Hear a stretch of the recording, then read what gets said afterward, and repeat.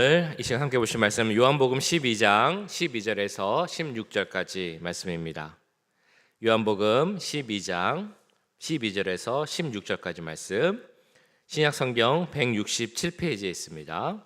신약성경 167페이지에 있는 요한복음 12장 12절에서 16절까지 말씀, 제가 먼저 12절 읽고 한 절씩 교독하신 후에 마지막 16절은 함께 읽도록 하겠습니다.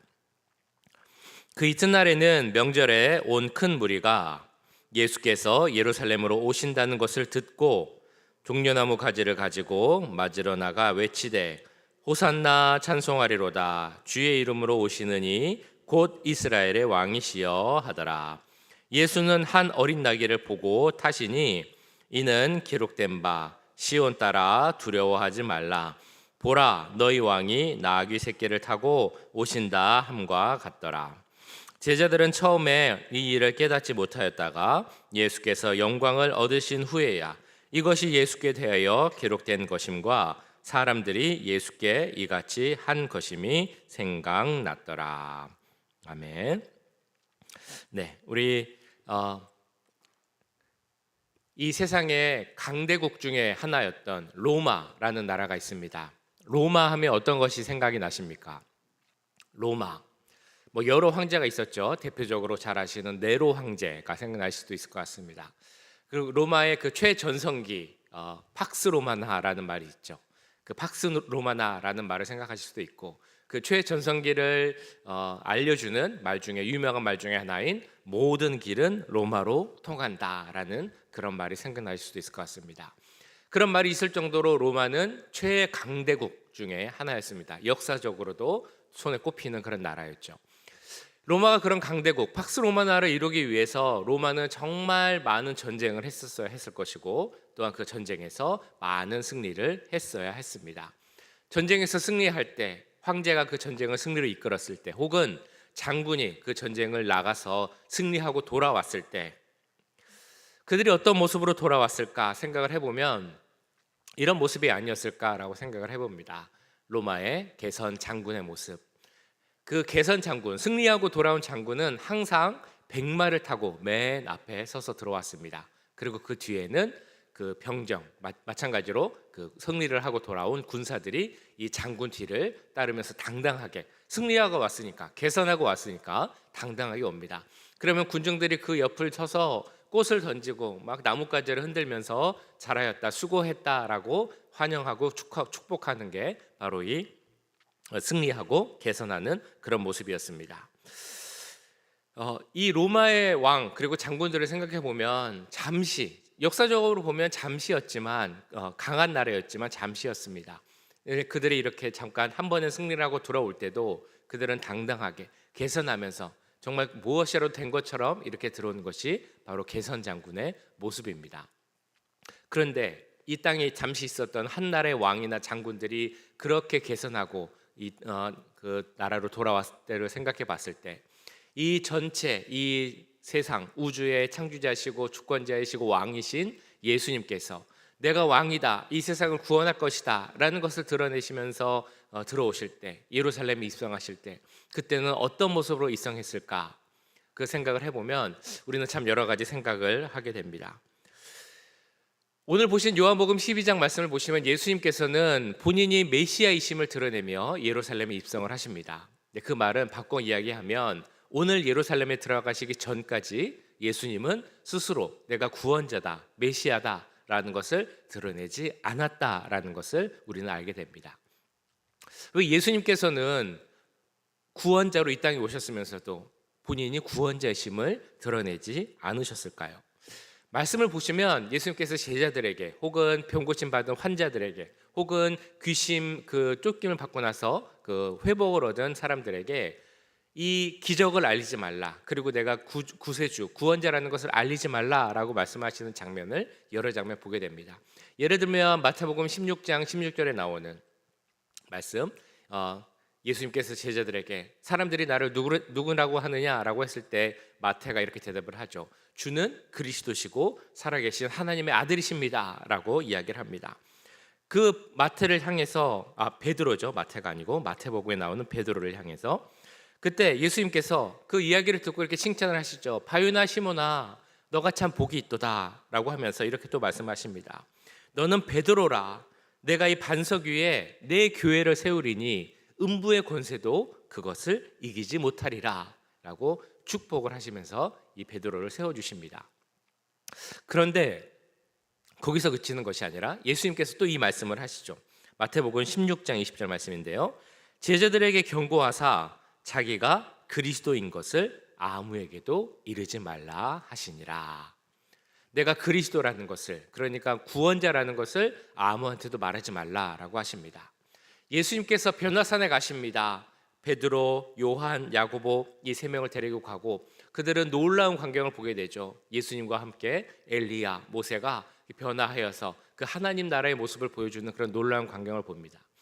그 후에도 예수님은 제자들에게 이야기합니다. 이 모습을 너희가 봤던 것을 아무에게도 이야기하지 말라라고 이야기를 하십니다. 많은 기적을 일으키시고 병자를 고치시고 귀신을 내쫓으신 후에도 사람들에게 당부하십니다. 이것을 가서 아무에게도 이야기하지 말라. 이렇게 예수님은 계속해서 말씀하십니다. 왜 예수님은 그 모든 기적을, 놀라운 사건을 말하지 말라라고 금하셨을까요? 그것을 이야기하면 사람들이 더 많이 예수님을 믿을 텐데, 구원자이심을 알 수 있을 텐데 왜 예수님께서는 알리지 말라라고 하셨겠습니까? 그 이유는 예수님께서 이 땅에 오신 이유, 즉 우리를 구원하고자 하는 방식이 이 세상 사람들이 원하는 방식과 달랐기 때문입니다. 다시, 예수님께서 우리를 구원하고자 하는 방식과 이 세상 사람들이 원하는 그 메시아의 모습이 달랐기 때문에 예수님께서 그 자신의 구원 방식을 드러내기 전까지는 그것을 아무에게도 말하지 말라라고 이야기하신 것입니다. 그 다른 방법의 차이가 가장 잘 드러나는 것이 바로 오늘 보신 요한복음 12장, 예수님께서 나귀를 타고 예루살렘에 들어가신 그 장면입니다. 12절 13절 말씀인데요. 그 이튿날에는 명절에 온 큰 무리가 예수께서 예루살렘으로 오신다는 것을 듣고 종려나무 가지를 가지고 맞으러 나가 외치되 호산나 찬송하리로다 주의 이름으로 오시느니 곧 이스라엘의 왕이시여 하더라. 그때 나오는 명절은 6월절이었습니다. 6월절을 맞이하기 위해서 많은 사람들이 예루살렘에 있었습니다. 그 사람들이 소문을 듣게 됩니다. 예수님께서 예루살렘에 오신다. 그 이야기를 듣고 종려나무 가지를 갖고 나가서 그것을 흔들면서 외치죠. 호산나 호산나 주의 이름으로 오시는 이여 곧 이스라엘의 왕이여 어서 오시옵소서 하면서 종려나무 가지를 막 흔들면서 외칩니다. 호산나라는 것이 어떤 의미인지 알고 계십니까? 그 의미는 바로 지금 우리를 구원하소서라는 그런 의미입니다. 우리를 구원하소서, 우리를 구원하소서. 당신은 우리의 왕이십니다. 왕이시니까 우리를 구원할 수 있습니다 라고 사람들이 외치는 것입니다. 당시에 종려나무를 흔들었다라는 것은 그러면서 누군가를 맞이했다는 것은 당신은 왕입니다, 당신은 승리자입니다 라는 그런 의미가 있습니다. 그 말대로, 그 의미대로 예수님을 향해서 당신은 우리의 왕입니다 라고 하면서 호산나 외칩니다. 우리를 구원하옵소서 라고 외칩니다. 그 말의 의미는 이런 의미가 있는 것입니다. 예수님, 왕 되신 예수님, 지금 우리가 너무 힘듭니다. 저 로마 때문에 먹고 사는 것이 너무 힘듭니다. 그러니까 로마를 물리쳐 주시고 우리가 잘 먹고 살 수 있도록 우리를 좀 돌봐주세요. 이 말이 바로 호산나, 그들이 외쳤던 호산나라는 말, 그 단어에 담겨져 있는 것입니다. 자, 그런데 오늘 장면을 잘 이해하기 위해서 우리가 정말 주목해야 하는 그런 모습이 있습니다. 뭐냐면 너무 잘 아시는 내용이지만 예수님께서 다름 아닌 나귀를 타고 들어오셨다라는 그 내용입니다. 예수는 한 어린 나귀를 보고 타시니 이는 기록된 바 시온 따라 두려워하지 말라 너희 왕이 나귀 새끼를 타고 오신다 함과 같더라. 아마 그림으로 많이 보셨겠지만 그림으로 생각해 보면 저런 장면이겠죠. 조그만 나귀 새끼 나귀를 타고 들어오시고 사람들은 종려나무 가지를 막 흔들면서 호산나 호산나 외치는 그런 모습입니다. 자, 그런데 이 모습, 이 장면은 사실 예로부터 구약 시대부터 예언되었던 말씀입니다. 바로 스가랴라는 선지자를 통해서 예언되었던 말씀이죠. 시온에 따라 크게 기뻐할지어다. 예루살렘에 따라 즐거이 부를지어다. 보라, 내 왕이 내게 임하시나니 그는 공의로우시며 구원을 베푸시며 겸손하여서 나귀를 타시나니 나귀의 작은 것 곧 나귀 새끼니라. 스가랴는 기원전, 그러니까 예수님이 오기 전 500년 전경에 활동하던 예언가입니다. 그 예언가 스가랴가, 선지자 스가랴가 이미 500년부터 예언하였습니다. 이 땅에 우리를 구원하시기 위해 오신 메시아는 새끼 나귀를 타고 예루살렘에 들어가실 것이다. 이스라엘 백성들이 그 내용을 알고 있었을까요? 몰랐을까요? 알고 있었습니다. 자, 그런데 그 이야기를 알고 있던, 그 예언의 말씀을 알고 있던 이스라엘 백성들이 보니까 메시아 예수님이 나귀를 타고 예루살렘에 들어오는 겁니다. 예수님이 어떤 분이라고 소문이 났겠습니까? 병자를 고치시고 또 문둥병자를 또 고쳐주시고 귀신을 쫓아내시고 또 풍랑을 잠잠케 하시고 그리고 보리떡 5개와 물고기 2마리로 5,000명, 아니 2만 명 넘는 사람을 먹이시고도 음식을 남게 하시고 심지어 죽은 사람도 살리셨다는 그 예수님께서 우리가 익히 알고 있던 그 말씀, 예언의 말씀대로 나귀 새끼를 타고 예루살렘에 들어오는 것을 보니 아, 저분은 정말 메시아가 맞구나, 정말 우리의 왕이 될 분이 맞구나 라는 생각을 하게 된 것입니다. 그들의 마음이 얼마나 감격에 차고 벅찼겠습니까? 정말 가슴이 뜨거워졌을 것입니다. 우리를 로마로부터 해방해 줄 진짜 왕이 저기 오시는구나 라는 생각을 했습니다. 그랬기 때문에 그들은 마치 전쟁에서 승리하고 돌아온 장군이 돌아온 것처럼, 저 큰 나라 로마의 황제가 들어오는 것처럼 진짜 우리 왕이 왔다라고 생각하면서 종려나무를 흔들면서 이 예수님을 환영하고 있었던 것입니다. 오늘 말씀 너무 잘 아시는 말씀이죠. 우리가 1년에 한 번 이상은 꼭 듣는 말씀입니다. 우리가 언제 듣냐면 종려주일, 예수님께서 예루살렘에 입성하신, 고난을 당하기 위해서 예루살렘에 입성하신 그 주일날 듣는 그 말씀입니다. 그런데 이 본문이 갖고 있는 말씀 자체가 가지고 있는, 사람들이 보여줬던 이 말씀의 어떤 딜레마를 우리는 꼭 알아야 됩니다. 그것은 뭐냐면 스가랴의 말씀에 나온 그 내용, 즉 예수님이, 메시아가 나귀를 타고, 새끼 나귀를 타고 예루살렘에 들어갈 것이다 라는 말씀에는 이미 우리의 메시아는 심판자로 이 땅에 오시는 것이 아니다, 구원자로 이 땅에 오시는 것이다 라는 의미가 있습니다. 스가랴 말씀에도 있지만 새끼 나귀를 탔다는 것 자체가 겸손을 나타내는 것이고, 또한 우리에게 평화를 주실 그런 겸손의 왕, 평화의 왕으로 우리에게 오셨다라는 그 의미가 있다는 것입니다. 예수님은 그 예언대로 백마를 타고 오시지 않았습니다. 새끼 나귀를 타고 오셨습니다. 백마는 누가 타는 것이라고 말씀드렸습니까? 승리자, 정복자, 심판자가 타고 오는 것입니다. 만약에 예수님이 백마를 타고 오셨다면 이 세상을 심판하고 정복할 자로 오셨다라는 그런 의미가 되는 것입니다. 그런데 예수님은 백마를 타지 않으셨습니다. 조그만 나귀 새끼를 타셨습니다. 그것은 이런 의미가 있는 것이죠. 예수님이 이 땅에 오신 이유, 그 이스라엘 백성들에게 로마로부터의 정치적 해방을 주시기 위해 오신 것이 아니라는 것입니다. 그냥 우리가 필요한 것을 채워주시기 위해서만 온 것도 아니라는 것입니다. 예수님이 오신 이유, 새끼 나귀를 타신 이유는 우리를 죄에서 자유하게 하기 위하여서, 우리를 구원하기 위하여서, 그래서 우리를 하나님의 자녀로 삼기 위하여서 이 땅에 오셨다는 것입니다. 그래서 예수님은 십자가 사역을 통해서 우리를 구원하셨고, 그 모든 십자가를 시작하는 그 예루살렘의 입성을 가장 낮은 모습, 즉 겸손을 상징하는 새끼 나귀를 타고 들어오신 것입니다. 그런데 그 모습을 보면서도 이스라엘 백성들은 그 의미가 무엇인지를 몰랐습니다. 말씀의 의미가 무엇인지, 새끼 나귀를 탄다는 것이 어떤 것인지 그것을 몰랐다라는 것입니다. 그때까지도 나귀를 타고 있는 그 예수님을 보면서도 아, 이분은 로마와 싸우고 그래서 로마로부터 자유를 줄 그런 분, 우리의 먹고 사는 문제를 해결해 줄 그런 분, 그렇게만 생각을 하면서 호산나라고 외쳤던 것입니다. 그런데 예루살렘에 들어온 후에 예수님 말씀하시는 그 말씀이나 모습을 보니까 자기들이 원했던 그런 정치적 왕 메시아와는 모습이 달랐습니다. 전쟁에 싸워 나가서 이기고 그런 모습을 보여줄 줄 알았는데 그러지 않는 예수님을 보면서 그들은 마음을 바꾸게 됩니다. 아, 이 사람은 우리가 따를 사람이 아니구나, 오히려 우리가 버리고 죽여야 하는 사람이구나 라고 며칠 만에 그 마음을 변화시키게 되는 것이죠. 예수님을 십자가에 못 박으라 라고 외쳤던 사람들, 그 사람들이 누구겠습니까?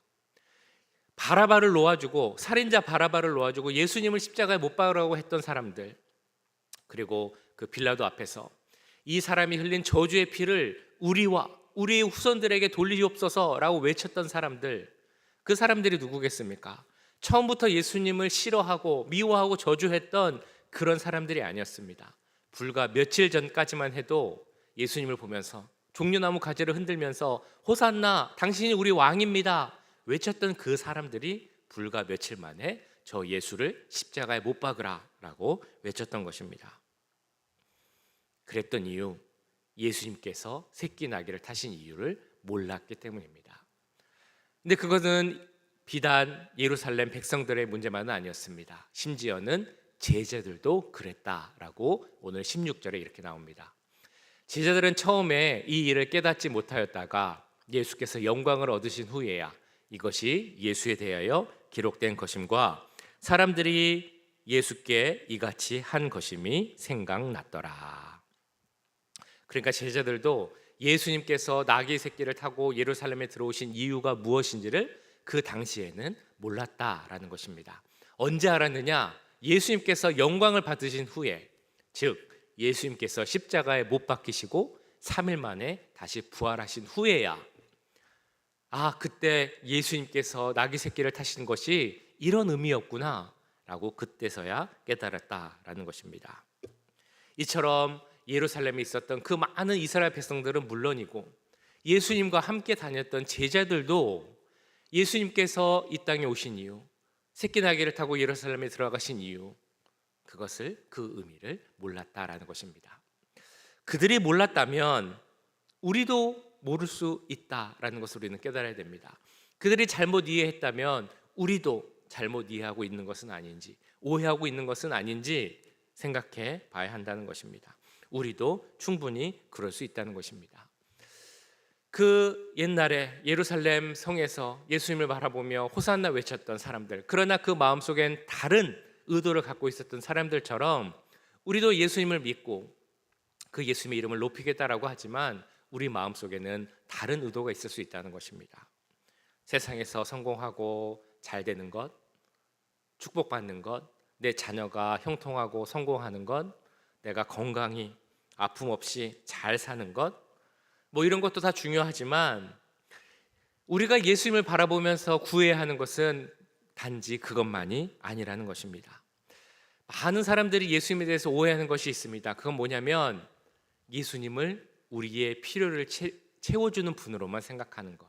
그래서 우리가 필요할 때만, 그 능력과 도움이 필요할 때만 예수님을 찾는 모습, 그런 모습이 있다면 그 모습은 곧 예수님을 보면서 다른 마음을 갖고 호산나 외쳤던 그 사람들과 같은 마음이라는 것입니다.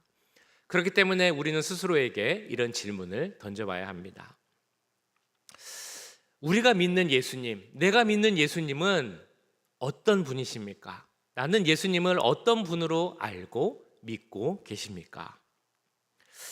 혹시 나는 예수님을 믿으면 예수님께서 백마를 타고 가시고, 그럼 나는 그 백마를 타신 예수님 뒤를 따라가면서 세상을 호령하고 세상의 기준으로 잘 되는 것을 나도 그렇게 생각하고 있지는 않은지. 우리는 백마를 타신 예수님을 쫓아가는 것이 아니라 새끼 나귀를 타신 예수님을 쫓아가야 한다는 것을 알고 있는지 돌아봐야 한다는 것입니다. 예수님을 믿으면서 이 세상을 산다는 것의 의미가 내가 잘되고 성공하는 것이 목적이 아니라 주 안에서 예수님을 닮는 것. 예수님을 닮는 것은 때로는 고난도 내가 감수하고 십자가를 지고 가야 한다는 것을 알지만 그것도 내가 감당하고 주를 따라가겠습니다 라는 사실을 알고 있는지 확인해 봐야 한다는 것입니다. 예수님께서 나귀를 타고 이 땅에 오신 것이 다른 사람을 위한 것이 아니라 바로 나를 위한 것이다 라는 사실을 알고 믿고 있는지 이 질문을 꼭 생각해 봐야 한다는 것입니다. 오늘 말씀을 이렇게 준비하고 묵상하면서 한번 생각을 해봤습니다. 만약에 예수님께서 새끼 나귀를 타고 예루살렘에 들어가시지 않고 백마를 타고 들어가셨다면 어떤 일이 벌어졌을까? 우리는 어떻게 됐을까? 예수님께서 백마를 타고 오셨다면 어떤 일이 생기겠습니까? 아마 우리는 누구라도 구원받지 못했을 것입니다. 주 앞에 서지 못했을 것입니다. 이 자리에도 있지 못했을 것입니다. 왜냐하면 우리는 겸손의 왕으로 오신 예수님께서 새끼 나귀를 지고 예루살렘에 들어가시고 그리고 나서 십자가를 지고 죽으셨기에 우리 죄가 용서되었고 우리가 구원받고 하나님의 자녀가 되었기 때문입니다. 우리가 그렇게 구원받았다는 것을 믿는다면, 그래서 하나님의 자녀라는 그 사실을 믿는다면 우리가 가야 할 길은 백마 탄 그 장군의 길이 아니라 새끼 나귀를 타고 겸손의 길을 가신 그 예수님의 길임을 믿습니다. 우리가 가야 할 길, 우리가 생각하는 축복의 길, 세상이 생각하는 그 길이 아니라는 것을 꼭 기억하시기 바랍니다. 가장 큰 복이 무엇입니까? 예수님 잘 믿는 것이 가장 큰 복입니다. 뿐만 아니라 가장 큰 복은 겸손의 왕으로 오신 그 예수님의 길을 따라 그 길을 쫓아가는 것, 이것이 바로 큰 축복임을 잊지 마시기 바랍니다. 그런 큰 복이, 축복이 넘치는 삶을 살아가는 우리 모두가 될 수 있기를 주님의 이름으로 간절히 축원합니다. 오늘 말씀 기억하시면서 기도하도록 하겠습니다. 하나님